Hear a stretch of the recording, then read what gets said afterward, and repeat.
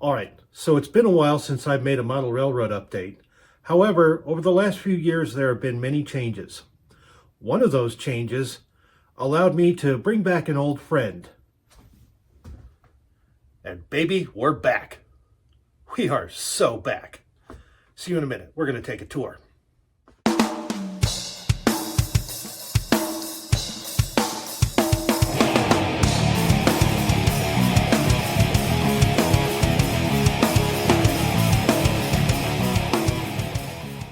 So we begin our tour here at the north end of Rice Yard. Now, this right here marks the end of the original project. And the plan was to build a second half, the north half of the yard, which would have the correct track alignment and all the scenic details I wanted, like Spear Boulevard and that great 4-track bridge over Cherry Creek. There's no room for that in this particular setup. So what I did instead was I created a rather expedient yard ladder setup using microengineering number 5 ladder tracks, and basically got everything so I could funnel it all down to one track. And the reason for funneling it down to one track is because I needed it to duck underneath the main line and go into a north end staging yard. Now, operationally, this is because I have a number of northbounds being made up in Rice Yard. They have to go somewhere. So basically, they are treated as virtual runs that once the train is made, it's given engines, it's given a caboose, and it's marching orders, and march it does off into north end staging. So it's a very short trip. It helps with the operational simulation that's taking place in the yard. Now, eventually this will be painted and scenic, and I'll probably put the Spear Boulevard Bridge right here just as a scene divider. And that way, like any good art, you put a frame around it so that we know where the art stops and the real world begins. In this case, the frame is so we know when the model railroad stops and the staging horseshoe begins. I'll talk more about that when we get to staging. For now, let's take a look at the other end of the yard and how that connects to the layout that I've been building. By the way, quick side note, a neat little feature that I've decided to incorporate on this railroad is the inclusion of these RV style cup holders all around the edges of the benchwork to discourage people from setting their drinks on the layout. Neat as a pin, piece of cake, super easy, barely an inconvenience. I wouldn't recommend putting your whiskey glass in there. I wouldn't recommend putting my whiskey glass in there for sure. But for most canned beverages, they'll work pretty well. And I want my operators to observe Rule G, so no beer cans allowed. All right, since the last time we saw this yard, I have had to make a couple of changes. Number one, because I no longer have the two-sided accessibility that this was originally planned for as a Fremo construct, I had to go ahead and lay in scenery and ground cover as the yard was being assembled in areas that would prove to be hard to reach later. Now, fortunately, in operational terms, there isn't much that needs to happen back there. So just getting some basic scenery in there helps prevent it from becoming a bald spot in the scenery later that I would have to attend to at some point and will delay and procrastinate on until the return of Christ, because that's what I do. Anyway, another thing I did, I talked about having the drink holders to discourage people from setting drinks on the edge of the layout. I also made some locomotive style cab armrests for the edge of the benchwork, and there are many more to come, to also discourage people from leaning on the benchwork. Instead, there's a nice comfy little pad right here, and it was simple to make. I might go into greater detail on that later, but just a nice operator accessory to have as part of the railroad. Now, part of the way this railroad was constructed necessitated moving everything 4 inches closer to the wall that way. And a consequence of that made this turn coming out of Rice Yard going south, made it a little bit tighter than I wanted. So part of the design here is, of course, you can see this little bit of the exit ramp from Larimer Street down to 25. You had seen me make a mock-up for that before. I think I might have thrown that out. I actually want to do this bridge and the Colfax viaduct as my first bridge builds. And I think I have an easy way to pull that off now that I have a better understanding of what the design is. The plan here is to make things rather busy in order to distract the eye from the fact that we have a really tight outside radius turns that trains don't necessarily look their best on. Another thing I've done here in terms of design changing and track design, you'll see that I've added in a track for Atlas metals. I think I'm going to put part of the scrapyard and the fencing and the little corrugated metal sheds and all that stuff right there. And so once it's all done, I can kind of see it in my mind's eye, but it'll get really busy in this corner. And by the way, since we're here, this is a cardboard mock-up dummy for the Colfax viaduct. And on the other side of that, since that serves as a handy scene divider, let's take a look. Now it's kind of tight in here, but the other side of that bridge gets us to the area I'm calling Colorado Cold Storage, where that reefer is sitting. And that will be represented largely by a backdrop flat. I'll try to make it as 3D as I can, but I've only got about an inch of space, maybe 3/4 of an inch back there. I mean, it's not very generous. I might actually have to relocate this track a little bit, which is fine. It's still in a place where I can do that. Since we're here and looking at the track work itself, I'll just bring us through this whole scene. You know, Colorado Cold Storage and the Atlas Metal Spur are kind of the main business going on at this switch. We've compressed past a lot of other stuff in this area, including the old connection to the Denver and Intermountain, which I obviously don't have room for because that's the end of the garage. So it's overlapped with South Park Junction. Because South Park Junction hangs a left turn, and my railroad hangs a left turn in this area, the model ends up matching the, well, not matching, but being a pretty faithful representation of the prototype. So these two tracks here funnel down to that, and that connects to the main line, and that's South Park Junction. And eventually, I'd like to make some kind of rollaway extension that goes out here into this big open part of the garage so that we can at least operationally get another virtual switch job down the junction and down the country spur to a small limited staging yard where we can at least simulate the out and back running of that particular job. Well, South Denver basically begins at the Alameda Avenue subway. So we would be looking east towards Broadway down Alameda there from roughly Santa Fe Drive. So this is where the Colorado and Southern owned trackage largely comes to an end and begins the Denver and Rio Grande and Santa Fe joint line. And so you can see the two Colorado and Southern mains funnel down to one to cross the Rio Grande. And then if you follow this track work and take the left side of that switch, you're on the last piece of the old Colorado and Southern main line in Denver, which by this time is just the Connors Spur, which ran down, I think, as far as Evans and Holly. So there was a grain elevator there until about 1975 that still had rail traffic going on. And there's some other stuff located along that spur even still. And that will also serve as a virtual switch job and one of 5 lumber yards that I am allocating cars for. There's a cardboard dummy of the I-25 overpass. So that kind of helps set the limits on South Denver. Is Alameda on the north end, I-25 on the south end. And then the junction track work, I might have to go into greater detail on this, but the simple version is you've got the Rio Grande coming through here. They were there first.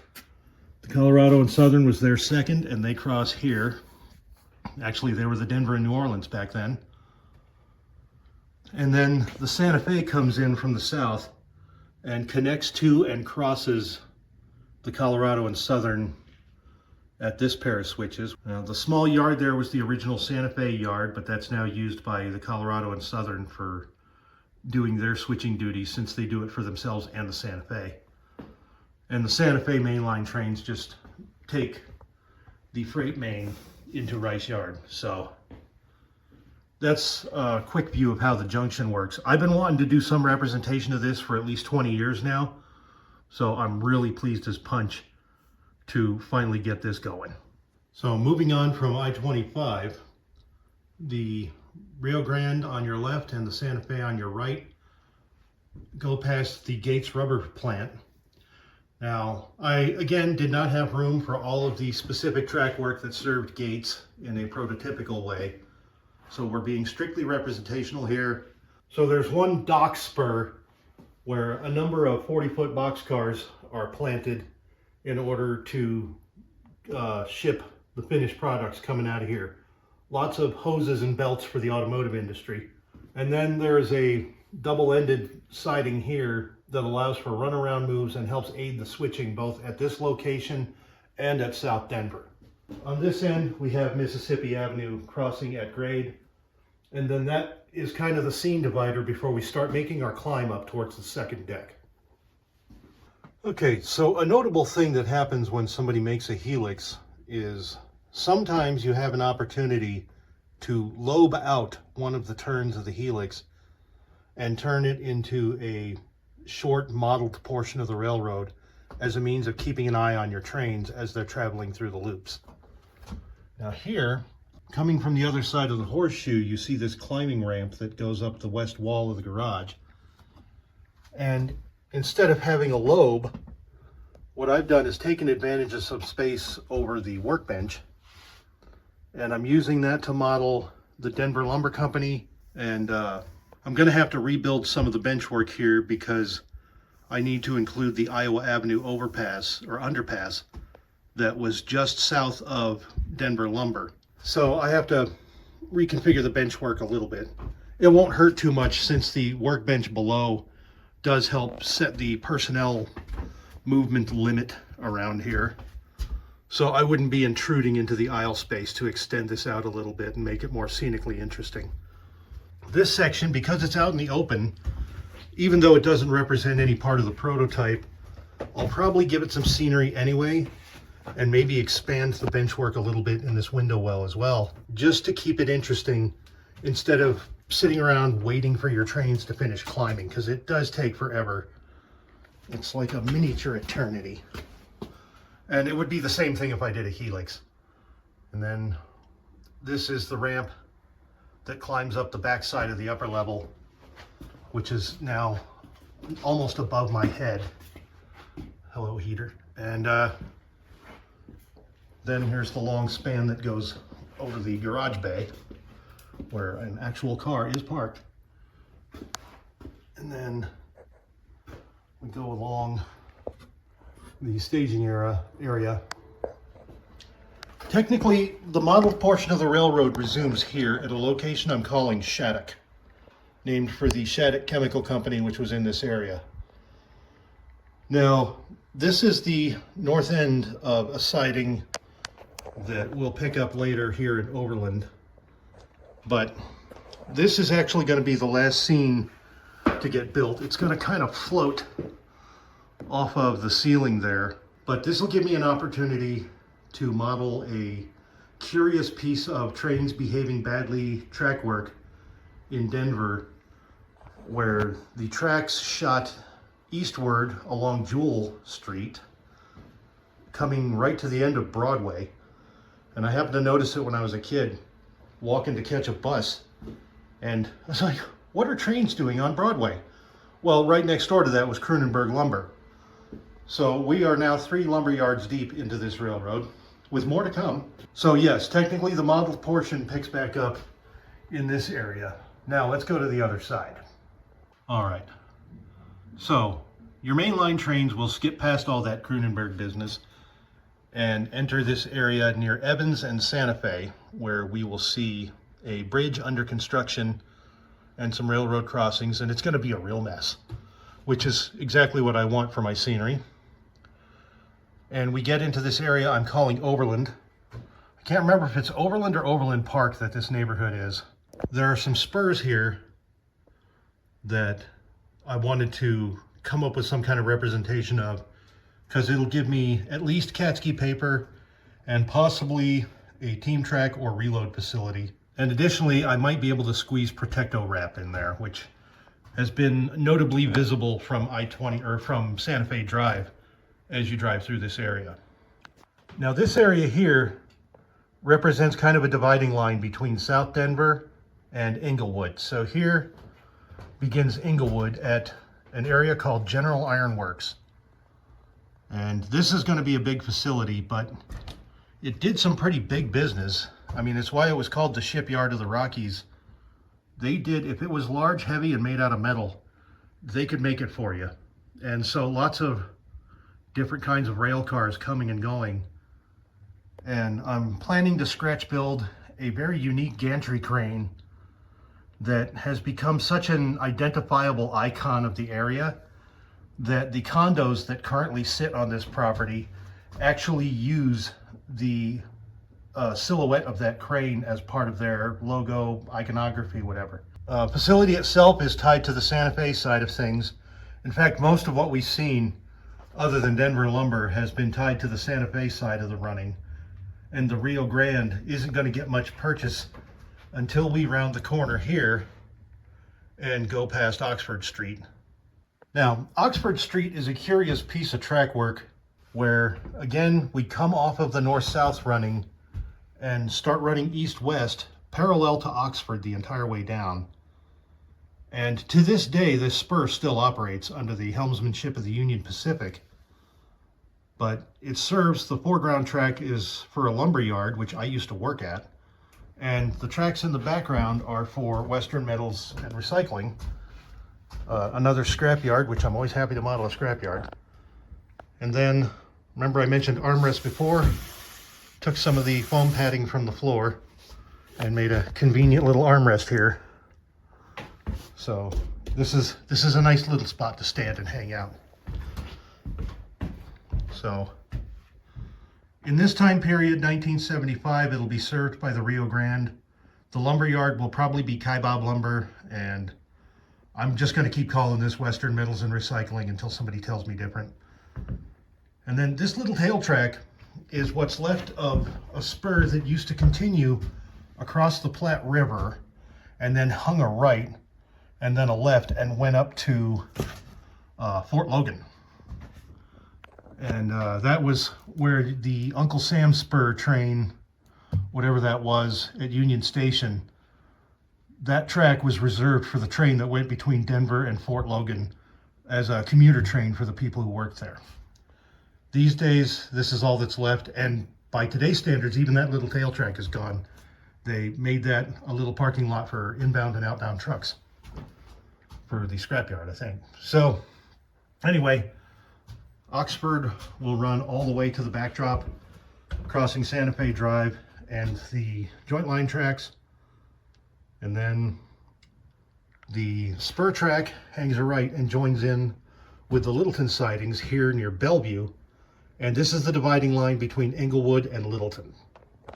Now, Littleton gets us a lot closer to a bit of my personal history, since that's one of the first places we lived when my dad got out of the Navy and we moved to Colorado. And so the arrangement here, I've tried to be faithful to the prototype track work in Littleton as much as possible, but again, heavily compressed. So there's a lot of overlapping of certain key seams and doodads and objects, but I'm hoping I can shoehorn the old Rio Grande and Santa Fe depots in this area, because they were there, I think, until the 80s. And the buildings still exist. They've been preserved and repurposed, just not in their original locations. In the early 1980s, there was a big project to separate the railroad grade from Main Street, which will be running across here, because there were two busy things interfering with each other at all times. And so two main lines, the Rio Grande and the Santa Fe, were basically squished together to form a double track through this area, and then dropped down to go underneath Main Street. And Main Street was raised a little bit to go over, and it all works out. It's still there today. And now this path is where the light rail trains run. But anyway, what you can see here is we've got a nice long crossover Each main line has its own siding because there were passenger depots here. And we've got an industry spur, pair of them here, for the Electron Corporation, which did aluminum fabrication. So, and this is running parallel to Rio Grande Avenue, I think, Rio Grande Avenue. And so that will kind of be one of the prototype elements that I can represent here. And then that'll connect to Main Street over here. Scenery will be filled in. The Littleton Courthouse will get painted onto the backdrop. I hope. Now, this is also the first switching that the Rio Grande is doing on layout if they're running in the normal direction.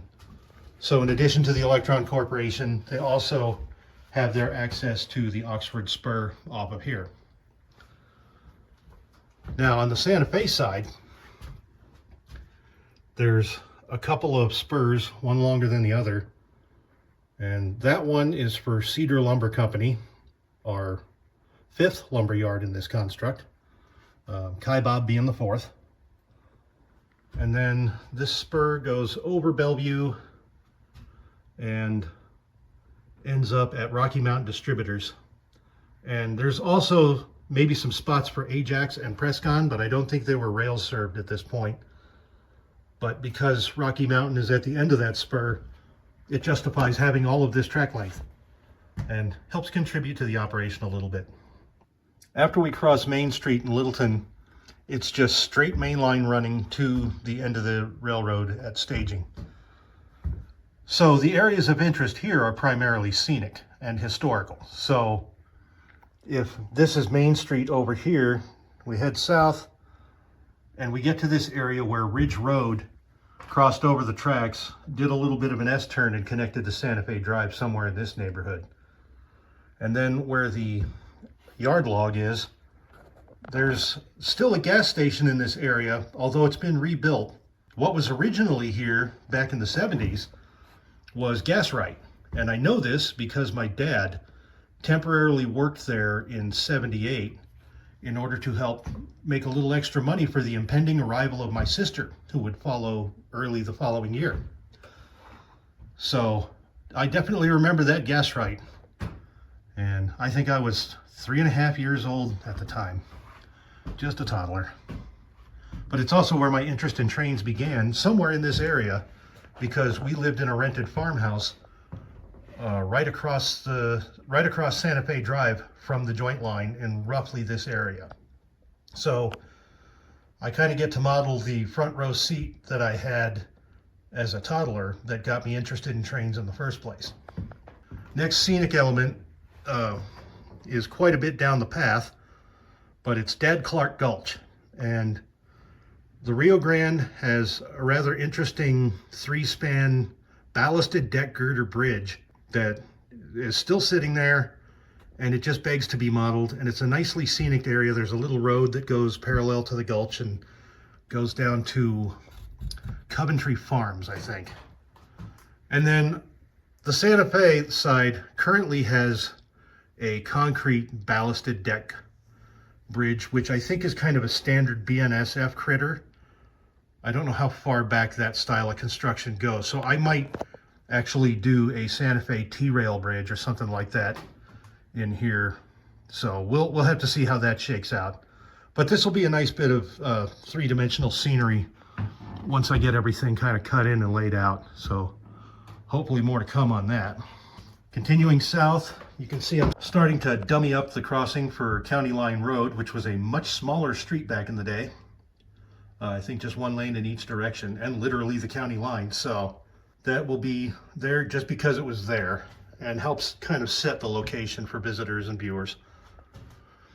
And then the last major scenic element will be a pair of bridges going over Santa Fe Drive, which was also much narrower back during this time, and kind of will go in at an angle like that, and the 2 bridges will go in, and then I can start filling in the landforms. There's a lot of trees in this area, and some kind of a waterway. And hopefully those trees will smudge the entrance into the south end staging yard. And that's Blakeland, and that gets us off of the modeled portion of the railroad. So a bit about the staging yards. One of the things that I've been really inspired by was Lee Nicholas's Utah-Colorado Western. And he introduced us all to the concept of the mole. And that began as kind of a tight little area behind a scenic portion of his original railroad that the operator had to crawl under the benchwork and pop up inside this area, and then he had a chair roll where he could move back and forth and actively fiddle the yard. But because he was kind of off in this little hole, they called it the mole. Now he has since expanded on the concept, and you should really watch the TSG multimedia video tours of his layout and John Parker's layout to see what a really great staging area looks like. So I didn't quite have room for anything that tucked away and cozy and clean, but I did have this whole blank wall and a rather generous area where the car is normally parked. So there's lots of room for operators, and there's room to build a pull-out platform down here that will allow operators to stand at a comfortable height for both of these decks and serve as my mole operators. All right, so another part of the greater detail on the staging arrangements on this railroad includes what happened to Connor's spur. Well, you can see through that hole where it goes underneath I-25 and disappears behind gauge rubber. Well, that disappearing act is why this is called the staging horseshoe, because it comes around, does a 180, and connects to the last, well, I guess the first northbound track in Rice Yard, track 301, I think. I'll talk about the numbering and nomenclature of the yard tracks later. Another video, I think. Anyway, because this is a staging area, people are free to use their 050 switcher to move cars around and handle things and take the Connors train off the railroad, put it on these shelves, and replace it with outbound cars as needed, and get the train turned around and ready for its return cycle. And so it's one of those trains you can kind of Ronco it into this area, you know, set it and forget it. Once the mole operator has turned that train, unquote, then an engineer can come back and grab that train and run it back to Rice Yard or back to South Denver. Now, because South Denver is a fully operating junction in every way, that means those Rio Grande trains have to come and go from somewhere. Let's take a look at that. Now, in the area behind Colorado Cold Storage is a small 3-track yard for Rio Grande trains to come and go. It also serves as the dispatcher area. So this is the dispatcher's little laptop-sized screen. Right now it's set for the entertainment general use computer, but I have a switch box right here which allows us to switch the view over to the layout computer, which is this here Raspberry Pi. It's a Pi 3B Plus, so I can take advantage of the Wi-Fi. It's got the Stephen M. Todd front-end script, which turns this thing into a hotspot and starts up JMRI. And it interfaces with this here PR4, and that connects it to the Digitrax system through this LocoNet repeater module. And I've got my primary proprietary Digitrax throttle that came with my system when I first bought it. I'd like to have that live over here, especially for the programming station that I built.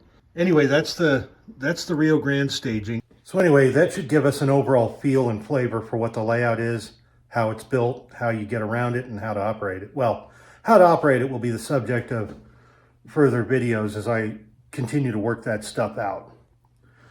And it should be noted that one of the things I had to go through in order to get this space ready for the layout was to clear out some kind of garage stuff and get the air compressor out of here. And so it took about 9 months worth of work to get this space ready.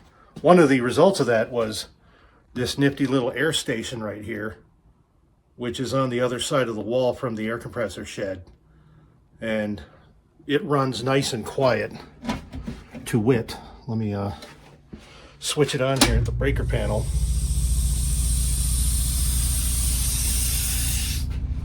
And now that the air dryer has stopped hissing at me, you can kind of, oh, there's the edge of the layout.